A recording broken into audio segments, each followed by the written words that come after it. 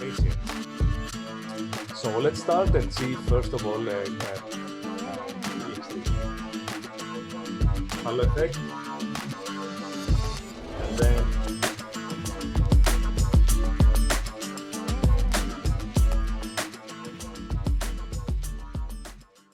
thank you very much for this invitation.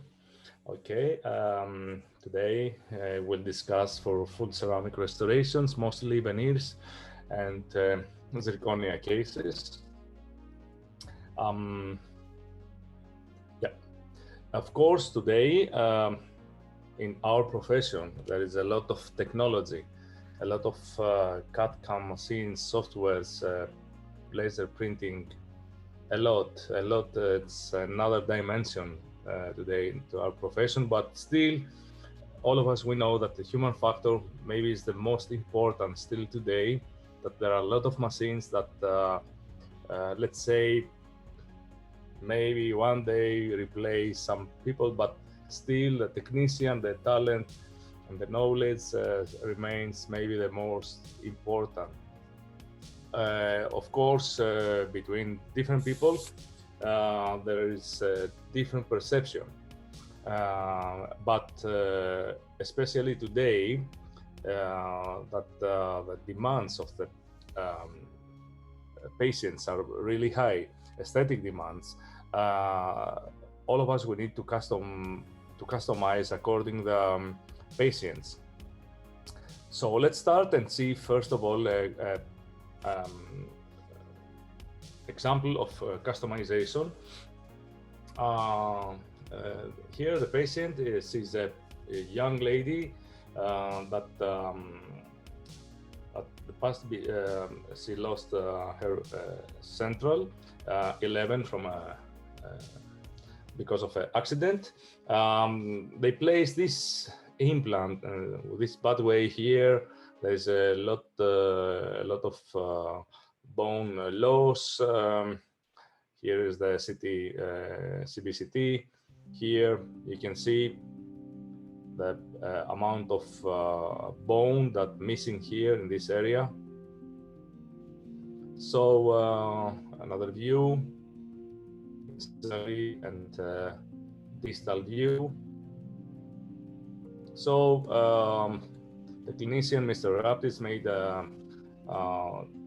twice surgery in order to put more volume in this area about hard and soft tissue.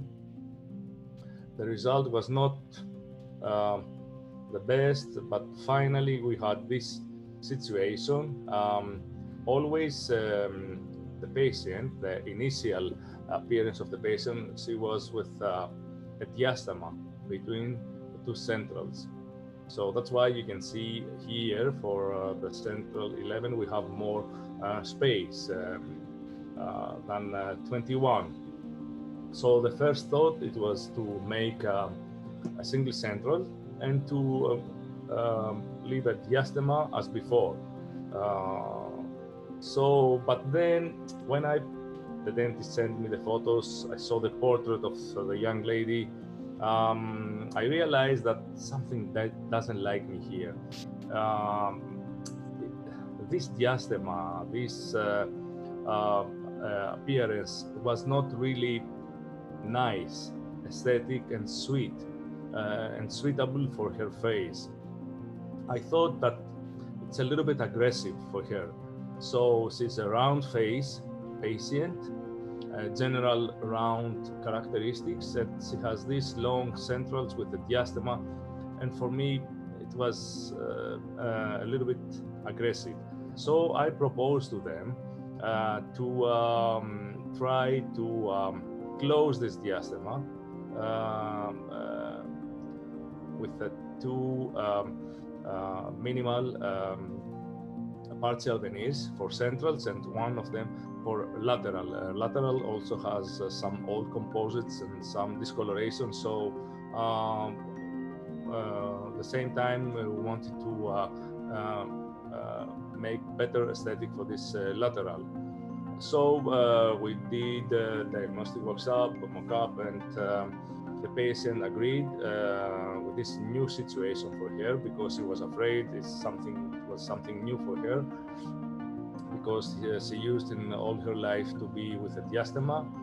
Finally, she liked that, and she said, "Okay, let's do it like this." So this is the initial situation with the provisional that they made in the dental office. You can see the diastema, and then first of all we start with zirconia crown for the 11 central, the implant processes, screw retaining. You can see that we designed the lingual monolithic and also the subgingival part and mesial and distal interproximal full monolithic for better connect with soft tissues. Then the most important in this case, it was how we will manage the emergence profile. So already we create the emergence profile with a monolithic collar here in the cervical area, and then we continue with the ceramic to form the emergence profile in order to create a nice shape for the soft tissue, peri-implant soft tissue. Then at the same time, we started to laying the partial veneers as well, dentine, and then some secondary dentine, cutback, and mamelons, and then T-blue and internal characterizations, opalescence in the proximal. Finally, we finish the case. You can see the abutment and the crown. We cement to the titanium base the screw retained crown, and then this is the partial veneers, and this is the final result after placement in the patient's mouth. You can see now we close the diastema, only mesial partial veneer for the 21 central, and then mesial veneer also, and a little bit facial for the 12 lateral. And this is a new portrait, a new aesthetic for her. Personally, I like it more. It's more suitable, more sweet, not so aggressive for her characteristics, for her face, more acceptable for me. Here, before and after, I don't know if you agree with me, but now she looks more sweet. It's more calm. Her face, it was a little bit aggressive before. Another example of customization. The patient that had before some composites and old crown. So the dentist, Alexandra, removed the crown. It was a metal post under of this crown. So she wanted to make metal ceramic with solder, but I proposed to her just to grind, to minimize the metal post. It was silver color. Until the ferrule effect, and then to apply some opaque and composite. She did that. She didn't have the opportunity to apply a lot of composite, but and finally we had this result. She removed all the composites, and then I proposed to Alexandra to make a single central. As you can see, the diastema here, it's too big. And then again to make partial veneers, minimal partial veneers, exactly to the area that we need in order to close the diastema. Zirconia, crown, and then I proposed to her to make some dots, small dots, because those dots, it will help her to cement, to find the cementation position easier. So ideally we do 3 of them in order to create a tripod. So then during the cementation, she will find better the cementation position. You can see the dots here, partial veneers. But what is really important in these partial veneers in order to close the diastema is the emergence profile. How we will make the emergence profile in order to push the papilla, to create bra effect, and to get the highest position of the papilla. You can see that now. So back, feldspathic veneers, partial, emergence profile. In order to get very sharp papilla, we push the papilla, lateral push, not from above, lateral, a little bit ischemia at the beginning, but then everything is okay. And then we get the best cervical triangle without any black holes. Nice. And another advantage, another example of customization, young person, he is a Greek, very young Greek singer, case of Alexandra again. The old crown, she removed the old crown, and you can see the color, the discoloration of the preparation. It was really dark. So she proceeded to do internal bleaching, and she did really, really impressive work. You can see the before and after. And then we had to make just a single crown, right? Simple case, just to make a single crown for central. Seems like a simple case, but if we go back and we see the occlusal of this patient, as you can see, there is a deep occlusal, and even the lower canine pushes out the lateral, the maxillary lateral, number 22. So seems like a simple case, but my opinion, it's not. To design a crown like this with this occlusal, we need to work, we need to think like architectures. A simple copying or a simple library copying from software, it's not enough. We need to support mesial and distal incisal edges according to the occlusal and function. We need to support line angles, and at the same time to apply some concavities in order to get the best aesthetic result, in order to give more space for the ceramic and translucency. So you can see how we create the palatal line angles and abrasions. And I told you that he is 24 years old. Look at this photo. Look at this abrasion here. You can imagine, look, big abrasion for the 21 central. This is abrasion for 65 years old man. Really, he is only 24, and look how big abrasion he did in his central. So you can imagine, if we don't support, if we don't design correctly these incisal edges of our processes, of course, maybe we make at the end a nice single central, but maybe after 2, 3, or 6 months, we get a chipping and fracture of the incisal edge. So we need to design every square millimeter with the right way, like architectures. Then this is the after milling result, the green stage zirconia. You can see here the concavities and convexities. Convexities for support, concavities for space for the ceramic. And we do the first try-in in the patient's mouth. Just one bake, only one application of ceramic, and we do the try-in in order, first of all, to check value, brightness, value, and opacity, and then to make some corrections about chroma and hue. So we are very close, we do some corrections.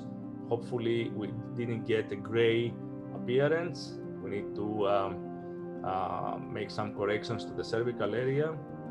And then after the corrections, that we did. We get this result. This is right after cementation. We need to wait the recovery of the soft tissue. And you can see also chroma, hue, opacity, value, morphology, and surface texture. Then we did a partial veneer for the lateral 22 in order to close these incisal, small incisal triangles. It was just a prepless, small feldspathic veneer, partial veneer. And the final portrait of the patient.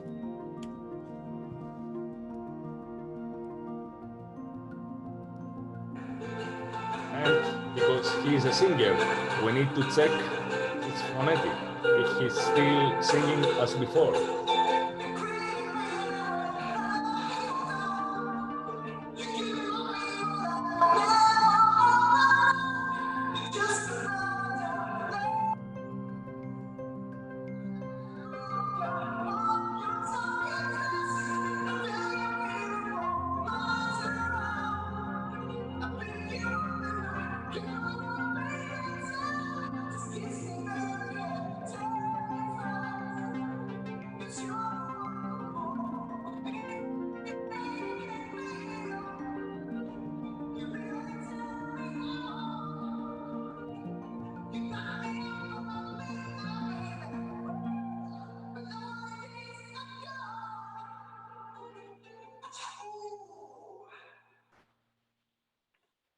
Okay, so this is the final,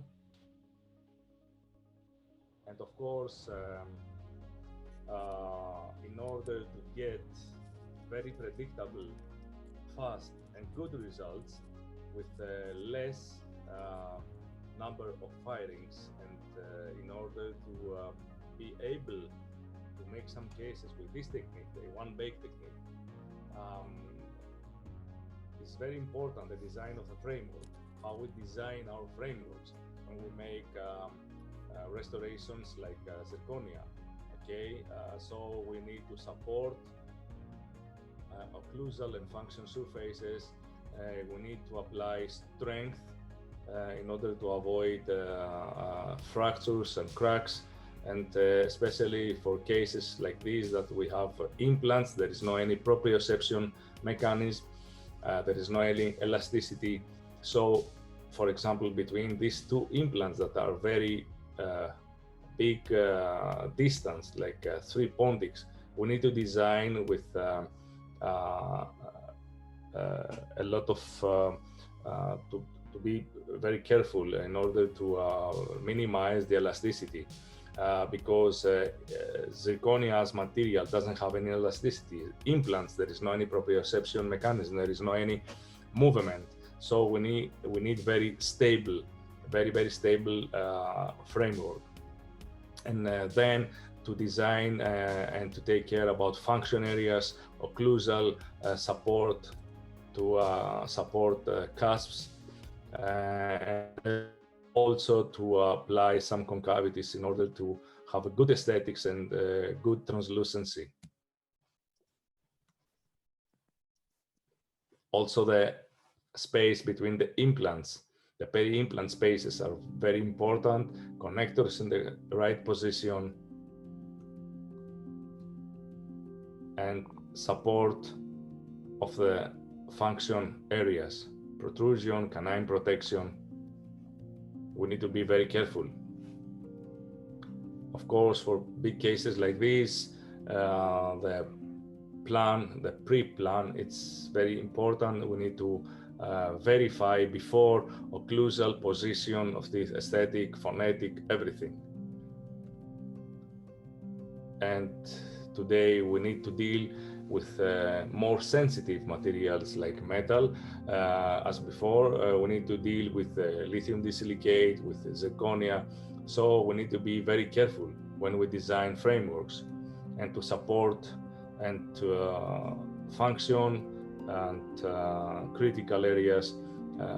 We need to be careful with connectors, and also to prepare our frameworks to be aesthetic, because today we use aesthetic frameworks.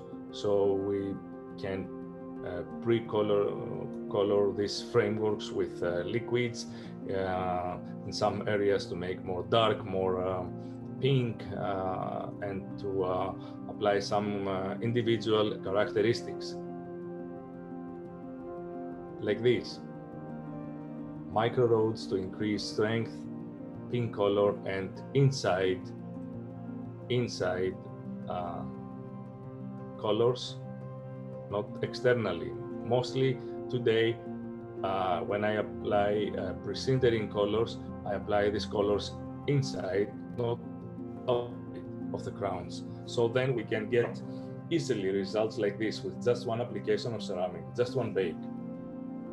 Very predictable shrinkage, very predictable layering, and predictable position of the internal layering and modifiers. Because this framework supports the ceramic and we don't get bad surprises and unacceptable and uncontrolled shrinkage and movements of the ceramic. Everything is very controllable. You can imagine if you have to layer in this case, for example, with a lot of crowns, and we design with just some copings. It's not possible to control the material, the ceramic material. We will get a lot of shrinkage and uncontrolled shrinkage. So we need to finish this case. We need to apply a lot of number of bakes. So we need to be very careful about the design. It's not only the bakes, but then in the future, we will have some chippings from unsupported ceramic. So we need space, but we need the correct space, not a lot of space. Then we are able to apply ceramic in order to get good occlusal, good aesthetic, nice details. And because I had to finish in one night this case, I tried to make it upper and lower at the same time. Application of ceramic, maxillary and mandibular at the same time. So it was possible. And then I didn't get a lot of shrinkage. I didn't lose a lot of details because I had a framework that was supported very well my ceramic. So I did a second, just small details bake, and then I was able to finish the case and to deliver for try-in.